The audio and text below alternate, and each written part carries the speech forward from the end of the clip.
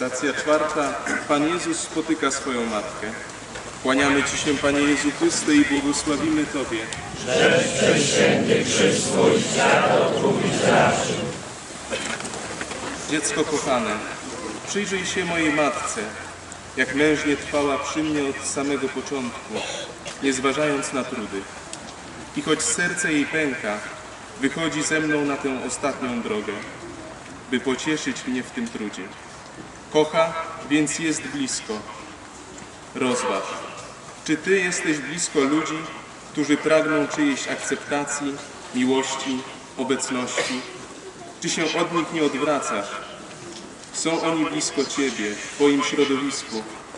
Pamiętaj, że słowem i uśmiechem płynącym ze szczerego serca możesz odnieść kogoś od rozpaczy i niejedno serce uratować przed śmiercią.